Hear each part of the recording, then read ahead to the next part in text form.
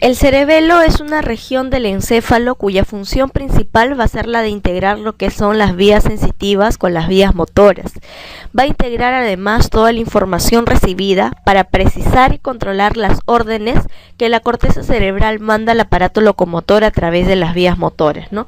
Por eso se le conoce como el regulador del temblor fisiológico. Entonces, este cerebelo es un órgano muy importante cuyas funciones ya las mencioné y vamos a ver cómo es que se forma embriológicamente, ¿no?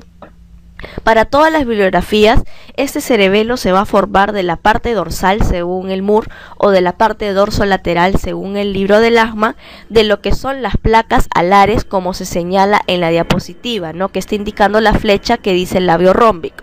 Entonces, de las partes dorsolaterales o dorsales de la placa alar, estas se van a inclinar, ¿no? Se van a inclinar medialmente y van a formar los labios rómbicos. Ese es en el caso del Lachman, ¿no? En el caso del libro del Moore le denominan las prominencias cerebelosas, ¿no? Que se van a proyectar a lo que es el cuarto ventrículo.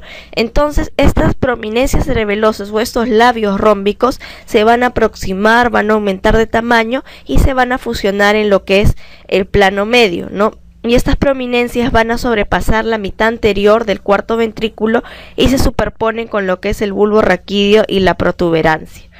Algunos neuroblastos de esta zona intermedia de las placas alares van a migrar hacia lo que era la zona marginal, que como les había mencionado es aquella zona que forma sustancia gris de las neuronas. Entonces justamente se van a formar las neuronas de la corteza cerebelosa, ¿no? Por migración de lo que son los neuroblastos de la zona intermedia que van a migrar hacia la zona marginal, ¿no?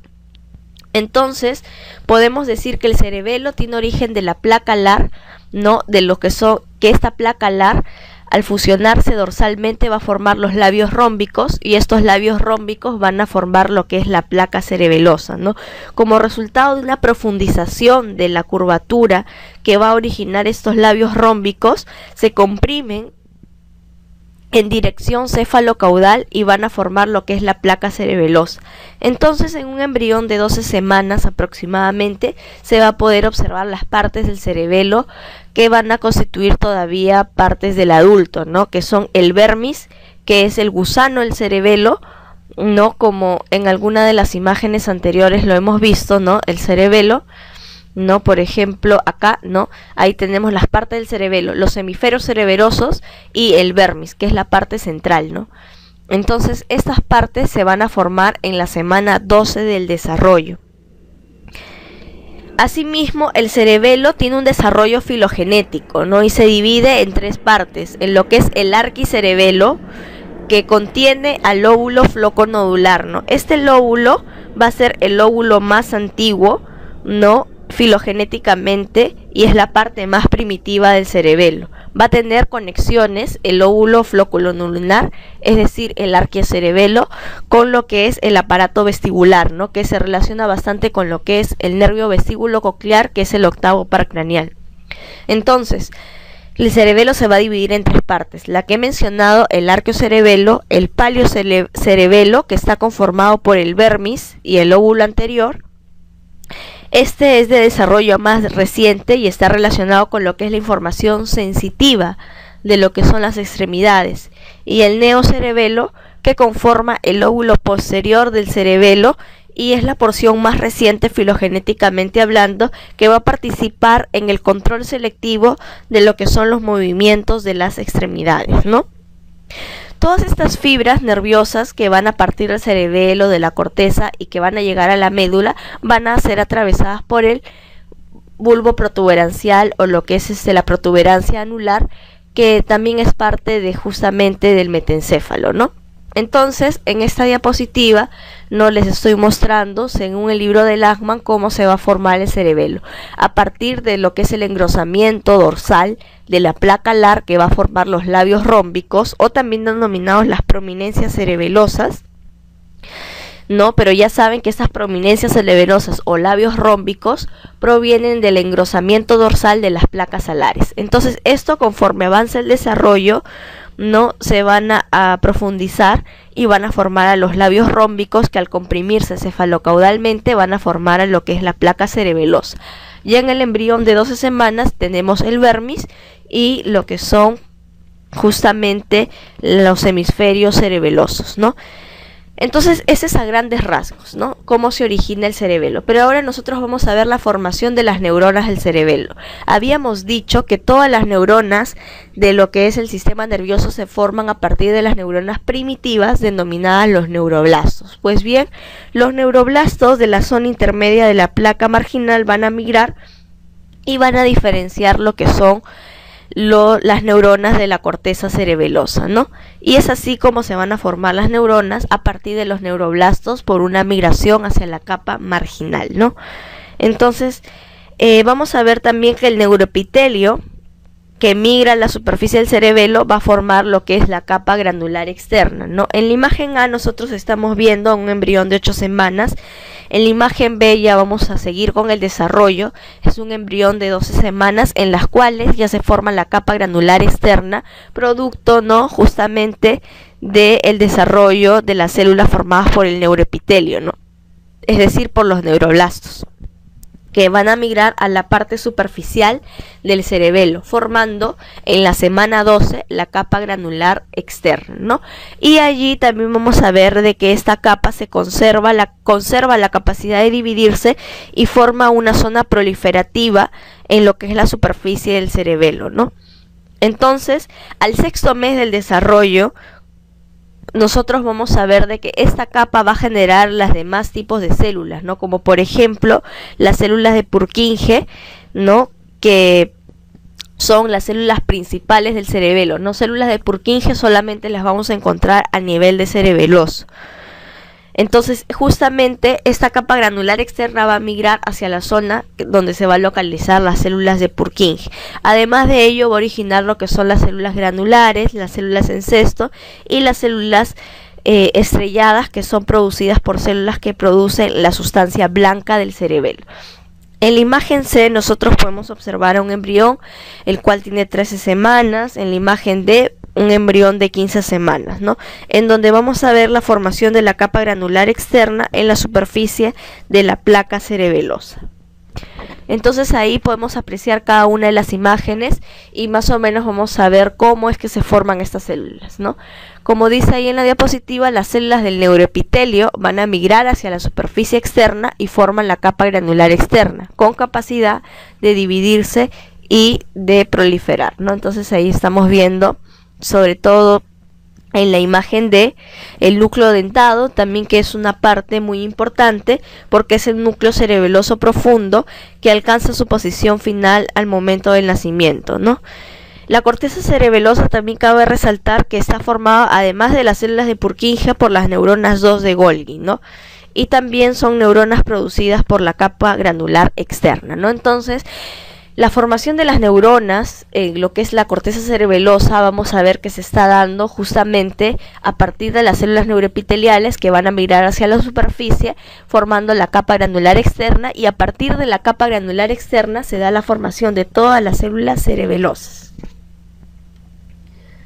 Acá también tenemos al 6º mes, ¿no?, que se originan los demás tipos de células hacia las células de Purkinje en diferenciación, ¿no? Vemos la capa granular externa como migra hacia las células de Purkinje, que en la corteza cerebelosa se forma la capa molecular, ¿no? Y que las células del neuroepitelio va a formar las células granulosas, células en cesto y células estrelladas. Y estamos viendo también acá cómo la corteza del cerebelo contiene las células de Purkinje, las neuronas 2 de Golgi y las neuronas de la capa granular externa, ¿no? Todo ese es el arsenal de células que se encuentran en el cerebelo. Pues bien, entonces acá solamente estamos viendo la formación del cerebelo, lo que era de la parte dorsal, el engrosamiento dorsolateral de la placa alar, formando labios rómbicos o prominencias cerebelosas, ¿no? Entonces el origen del cerebelo proviene de la placa alar, eso ténganlo muy en cuenta. Ahora vamos a ver el origen de lo que es el mesencéfalo, ¿no? El mesencéfalo también va a estar originado por lo que es la placa alar y la placa basal. Si ustedes observan la imagen A, vamos a ver una constitución muy parecida a lo que es la médula espinal y todas las demás células, ¿no? Tenemos la placa alar en la parte dorsal y la placa basal en la parte ventral.